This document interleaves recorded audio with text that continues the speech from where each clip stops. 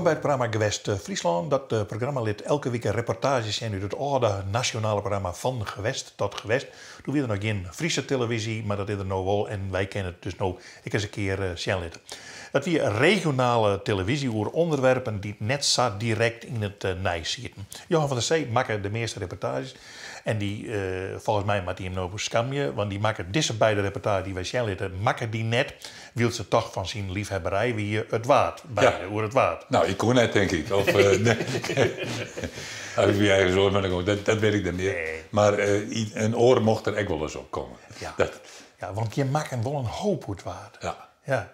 Dat weer toch wel specifiek om der Ja, maar het weer zo mooi. Ja. En nou, mijn eerste hoofdredacteur, hier dat toen nog, later waren het eindredacteur, die zei ik altijd, het licht is volle mooier bij het water. En ja, we zijn maar film ondergaan, dus hier is altijd iets van, ik wil er wel weer heen. En dan ik nou dat is. Ik had er zelf echt een keer een onderwerp over maken. Ja, en we moesten hoe rennen. Naar Ameland. Ja. Nee, maar echt een keer met de boot. Ja. En toen werd het nog volle slimmer. Ja. Want dit weer redelijk slim. In 1986, met de Elsterrentocht, gingen we 26 februari gaan. En dit is de eerste week van maart is deze reportage opgenomen in het water. En dan sjoost dan dat de skipper nog een soort lijst van het is. Ja. We zien een reportage van Dinne van der Vlis.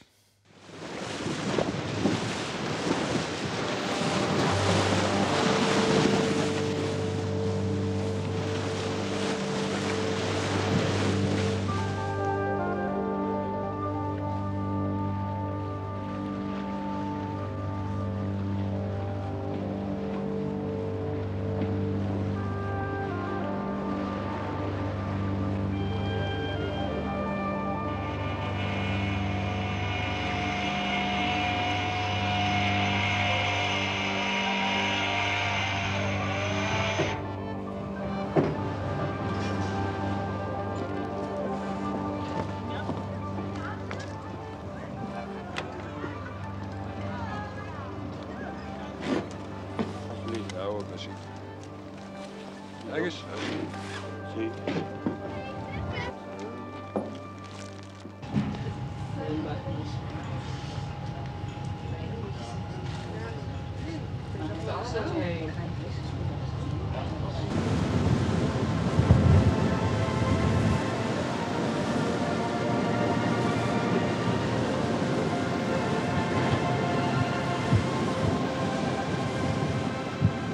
Het is niet een dag hetzelfde.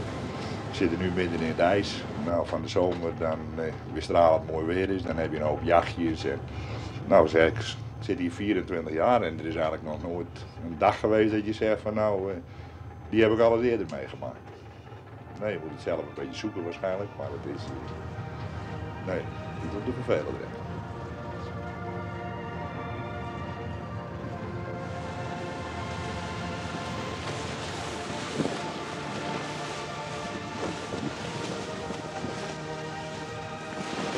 Ik heb dit nog nooit meegemaakt. Nee, wij wel een beetje, maar niet. Het is zoveel ijs. Oh, het is schitterend.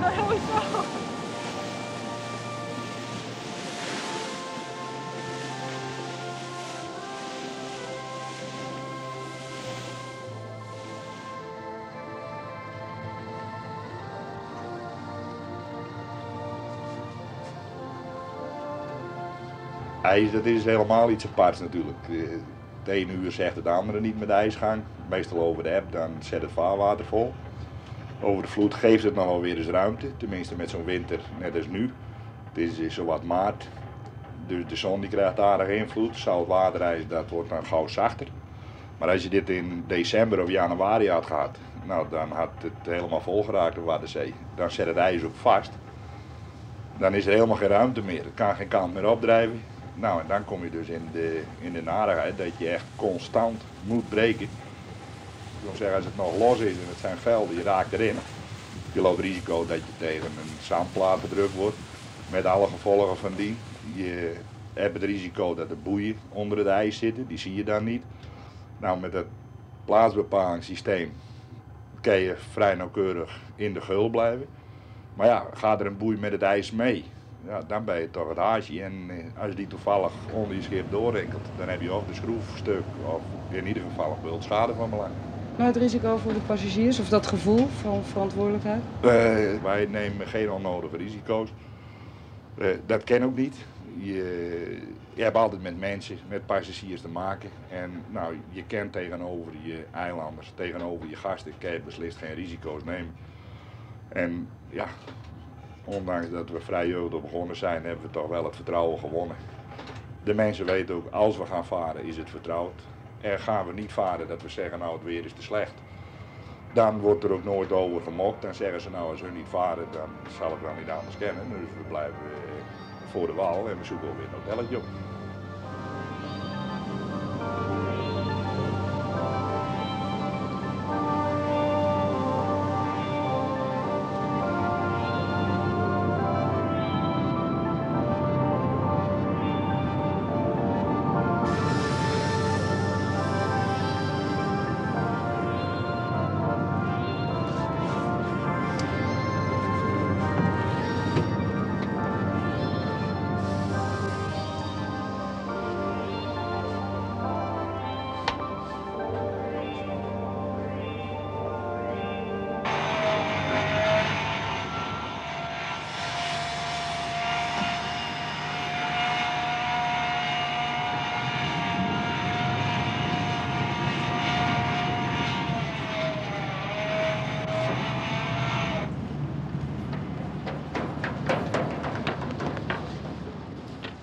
Wel heel lang de kapitein ontwerd om te vertellen hoe dat al weer maar Frans Harrius, die wij ook al in deze serie zien na als prins Frans de eerste prins carnaval van Vlieland. Van Vlieland. Nou, Frans die leeft al lang net meer.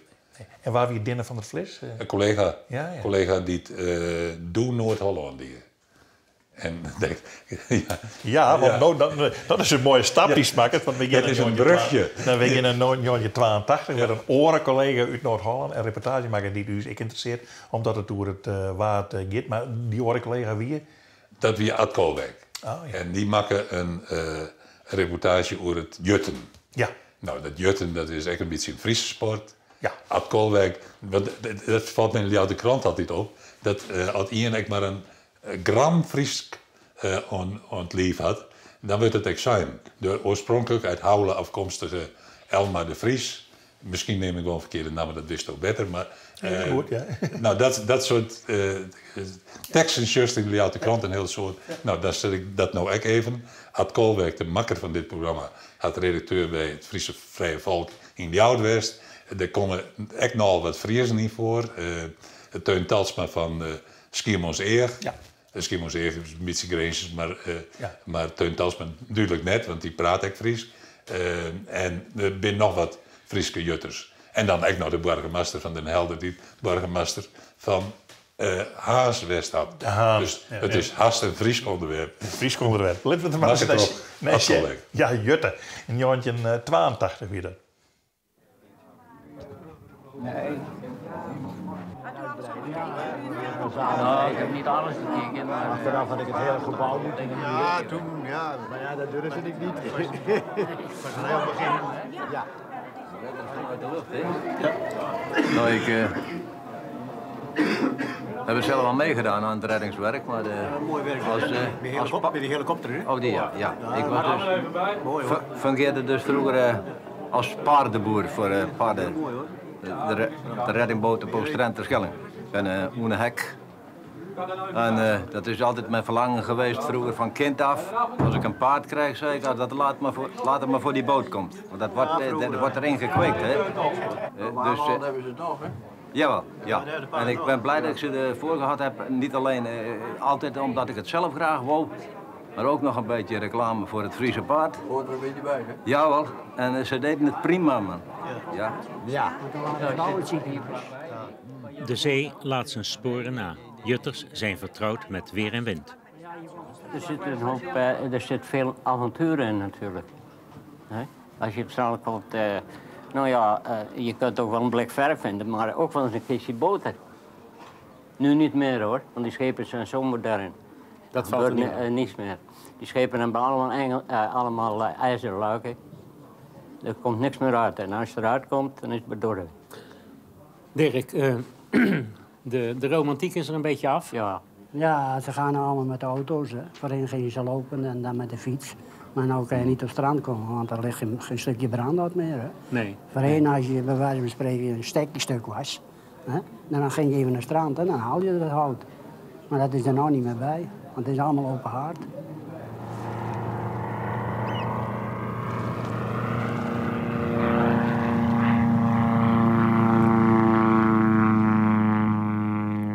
Op de Flette helling aan de Helderse kust, waar ooit redder Doris Rijkers in zee stak om schepelingen uit de woeste golven te halen, ontmoeten we Riekes Rensma. Riekes heeft ooit terecht gestaan voor zeeroverij, want hij had een gestrande kuster gesloopt. Deense kuster was er gestrand, die heette de Metrik. En die was verlaten, die ben er dan afgehaald. En, maar ja, hij bleef daar natuurlijk zitten, hij stond hoog en droog op strand. En toen dacht ik op een gegeven dag in mijn eigen, ik ga er naartoe en ik ga er eens kijken of er wat te halen is. Nou, dan ben ik daar aan koperzagen geslagen. Nou ja, dat heeft lang geduurd. Ik heb het radiografische apparatuur meegenomen. En de schroef aan barrelen gezaagd. En ja, te goed en wel, toen kwam ik er op een gegeven dag. Met mijn gereedschap en gingen er 5 kerels overboord. En die zeggen, wat kom je doen? Ik zeg, koperzagen. Ze zeggen, ja, maar dat gaat zomaar niet, want wij hebben dat ding gekocht. Toen ben ik weggegaan en toen... toen kwam ik hier weer aan de stenen terug en er stonden er 5 flusjes te wachten. En nou ja, ik heb daar een percent voor gehad. Je bent ook bij de kantonrechter verschenen later? Ja, dat was de heer Marcus. Ja. En die vroeg aan jou, waarom doe je het? Die vroeg aan mij, waarom doe je dat? Ik zeg, nou, het is 95% hebzucht. Ik zeg, en de rest is avontuur. Ik zeg, want ik kan het eenvoudig niet laten, want ik ben erfelijk belast. En dat vond hij wel zo verschrikkelijk prachtig, dat hij me een hele lichte straf gegeven heeft. Dus je kwam er goed af? Ik kwam er eigenlijk heel goed af. En sindsdien heb je nooit meer gejut? Ja, toch wel, maar er is ook geen schip meer aangekomen, hè? Wat je nou eigenlijk kunt zeggen, dat je redelijkerwijze kunt zeggen, er is wat te halen. Want we hadden ons toch niet in kunnen houden, want ik sta hier niet alleen in.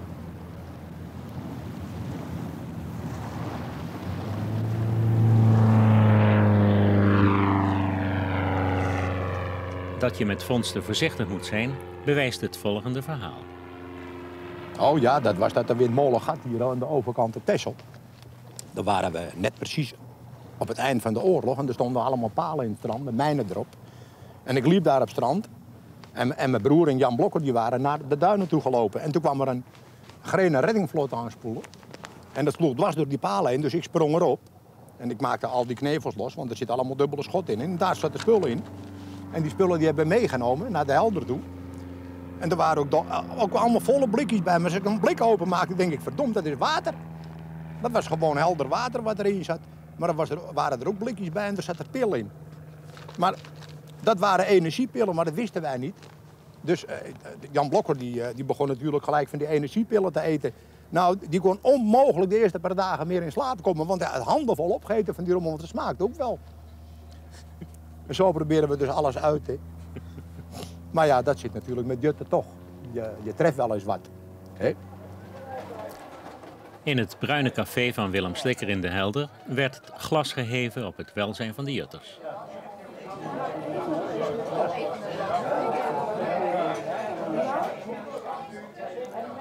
Bottenij van Ameland is met zijn 77 jaar de oudste van de jutters. Teun Talsma van Schiermonnikoog de jongste. Teun heeft een boerenbedrijf, maar is daarnaast in hart en nieren strandjutter. Grote vondsten komen nauwelijks meer voor, maar er spoelt nog wel eens wat hout aan en dan is Teun er als de kippen bij. Ja, inderdaad. Ik gebruik dit hout ook wat ik vind. Voor wat? Voor mijn schuren, in elkaar te spijkeren, hekken. Het hele onderhoud van de boerderij. Nou, we doen een nieuw schuurtje erbij. En je komt nooit in conflict met de strandvonderij op dat punt? Nee. De strandvonder krijgt ook regelmatig een vrachtje hout. Je vindt van alles, maar het valt wel wat mee. Jut, nou ja, het is altijd avontuurlijk, hè, met strand langs. Dat is het natuurlijk. Ja. Mooie natuur. Vrij. Vrij. Dus je vindt wel eens zeldzame vogels, wel bijzondere vogels. Kijken we ook altijd even naar. Veel van die verhalen staan in liefhebbersboekje, waarvan het eerste exemplaar naar Helders burgemeester De Haan ging. Er wordt wel eens verteld namelijk dat Jutters, dat is het schuim van de natie en van de aarde. Nou, dat is niet zo. Ik heb getracht met dit boekje een beetje die romantische sfeer te doorbreken. En al deze mensen hebben het niet gedaan omdat het zo'n leuke sport was, om te kijken wat voor weer het was op strand. Ze kwamen toch echt om voor het hout, het brandhout, om te jutten voor de armoe. Want dat was het. En dat straalt eigenlijk een beetje door het boek heen. Het is voor de rest zo, ik heb erg veel moeite gekregen om ze bij elkaar te krijgen. Want ik zal een klein voorbeeldje noemen van, ik denk nou ik neem een cassette recordertje mee, ik ga er even heen, ik bel aan, ik ben publiekliefhebber, goeiedag. Nou dat werd niks natuurlijk hè. Want wat moest die vreemde eend in de bijt, wat moest hij op dat eiland en wat kwam hij doen? Nog dingen vragen die eigenlijk niet kunnen of niet mochten. Nou dat werd eerst aftastend.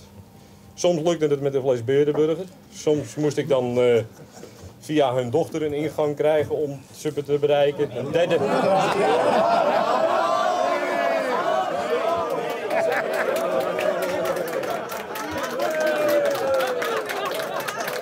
Oké.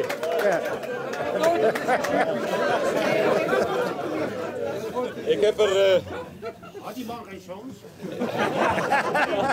Ik denk dat het ook de laatste keer is dat ze bij elkaar komen. Want er is niemand niet meer die voor de strandjuterij voor de armoede doet. De sociale voorzieningen zijn zo goed dat we hebben allemaal brood op de plank. En ik denk dat het een uitstervend ras is. Ik denk gewoon dat u hier de laatste Demonicanen ziet. Ik wou ermee stoppen. Ik wou ermee stoppen gewoon, want het is gewoon feest. Het is hun dag. En hierbij overhandig ik u het eerste boek. Zeg. Alsjeblieft. Zeer bedankt.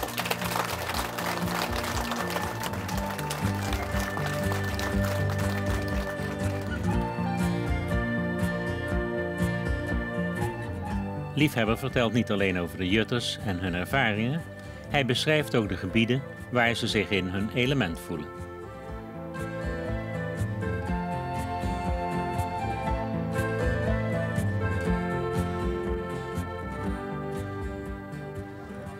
Is er veel veranderd in de mentaliteit van de jutterij? Ach ja, dat zit hem in de tijd natuurlijk. Hè. De moderne tijd. Vroeger was het op fietsje, net als ook op die foto staan. En tegenwoordig is het domfietsen, jeeps. Nou, daar moet je nou ook mee, anders kan je niet meekomen. Het gold vroeger, als je iets opjutte en je bracht het boven hoog water, dan was het onherroepelijk je eigendom. Of als er hout dreef, baddingen of planken, en je gooide er een steen achter aan een lijn, dan was het ook je eigendom. Dat was een ethiek. Daar werd nooit aan getornd. Dat is nu dus afgelopen. Je kan niks meer laten liggen. Hoe komt dat? Nou, ik weet het niet. Ik denk een verruwing. Dat is wel een verruwing, hoor. Dat is niet meer zo. Ze nemen alles mee wat ze vinden. Je kan het dus niet meer liggen laten. Je moet het nu regelrecht meenemen. Jutten is geen jatten. Nou, nee, jutten is toch nooit geen jatten. Nou, dat komt omdat alles wat redelijkerwijze aanspoelt is van de staat. De burgemeester is daar de beheerder van. De burgemeester is in eerste instantie in de kustplaatsen altijd de strandvonder. Hij heeft in dienst hulpstrandvonders. Maar daar ben je er nog niet mee. Als je dus begint met rommel te halen van schepen, van een scheepswrak, dan ben je indirect in conflict met de verzekering. Want de verzekering blijft in laatste instantie steeds de eigenaar. Altijd. Dat kan nooit, zelfs na 100 jaar, kunnen ze recht doen gelden op de inhoud of juwelen of goud zoals de lutine. Ja, als voorbeeld.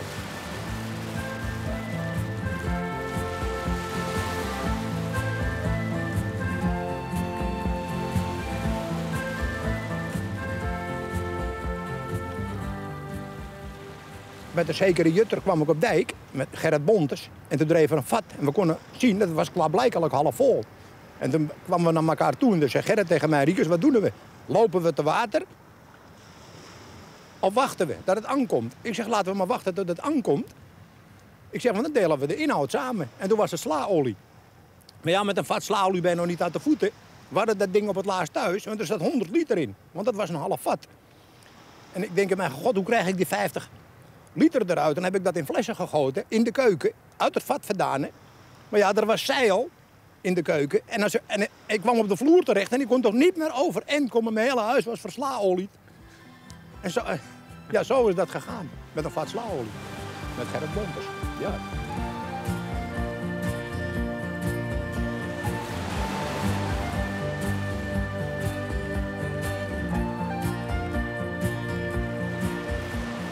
Ik denk in mijn eigen, het lijkt wel of er een hoop voeten beneden aan het laagst van het water ligt.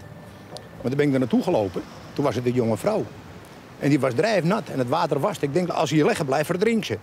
Maar dan heb ik er in mijn armen naar boven het kantdijk gedragen. En toen kwam er een collega van me aanrijden. Een gehaaide strandjutter, Kwast heet hij. En die dacht dat ik met haar zat te skarrelen. En ik zei, hey, smeerlap, kom jij er eens terug? En waarschuw jij de ambulance er is, of de politie, als je wil. Nou, even later kwam de politie en de ambulance op dijk. En die namen die jonge vrouw mee. Maar ze bekeerde ook niks verder, hoor. Ze was alleen maar bewusteloos.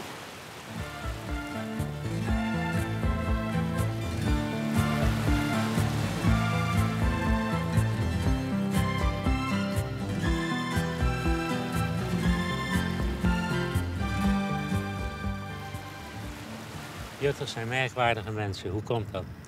Nou, nee, dat geloof ik niet in. Het is eigenlijk een ziekte.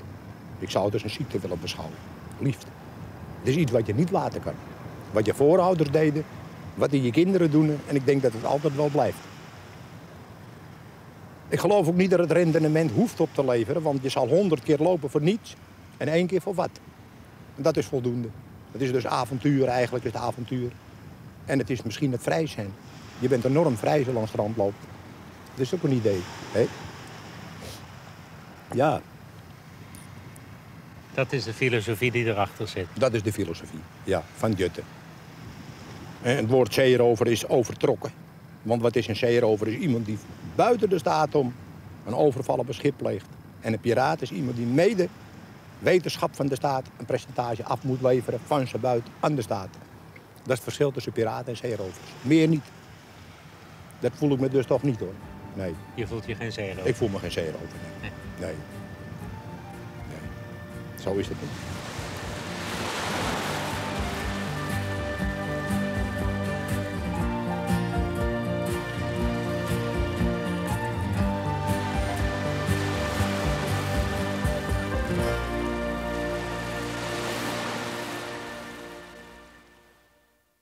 Mooi, die verhalen van die man. Ja, die ene man. Oh. Ja, zalig. Dat is, dat is wel heel mooi. En ze bent alle eilanden even nou gaan en wat is er aan de hand. Maar nou heb ik de hamvraag. Zou er nou naar Jutten worden? Nou, een lietsbitsie, denk ik. Net zo'n soort meer. Nee.